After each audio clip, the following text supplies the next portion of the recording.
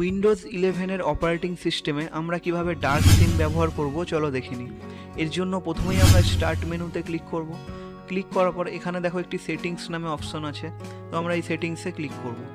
সেটিংসে ক্লিক করার পর আমরা নিচের দিকে চলে আসলে দেখতে পাবো পার্সোনালাইজ নামে একটি অপশন। তো আমরা এই পার্সোনালাইজে একবার ক্লিক করে দেবো। ক্লিক করার পর আমরা যদি ডান দিকে একটু চলে আসি তো দেখতে পাবো এখানে অনেকগুলো অপশন আছে। প্রথমে আছে ব্যাকগ্রাউন্ড, তো ব্যাকগ্রাউন্ডের নিচেই আমরা দেখতে পাবো কালার্স নামে একটি অপশন। তো আমাদেরকে এই কালার্স অপশনটির উপর একবার ক্লিক করতে হবে। ক্লিক করার পর এখানে দেখো চুজ ইওর মোড বলে একটি অপশন দেখাচ্ছে, এর পাশেই লেখা আছে লাইট। যেহেতু এখানে লাইট থিম দেওয়া আছে তাই লেখা আছে লাইট। তো আমরা চাই এখানে ডার্ক থিমে কনভার্ট করতে, তাহলে এই ড্রপ ডাউনে একবার ক্লিক করব। ক্লিক করলেই ডার্ক নামে একটি অপশন দেখতে পাবো। এই ডার্কের ওপর ক্লিক করলেই ডার্ক থিমে কনভার্ট হয়ে যাবে। তো এইভাবে কিন্তু আমরা লাইট এবং ডার্ক থিম ব্যবহার করতে পারবো।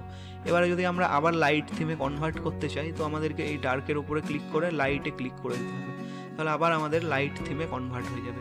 এইভাবে আমরা লাইট এবং ডার্ক থিম ব্যবহার করতে পারবো উইন্ডোজ 11-এ।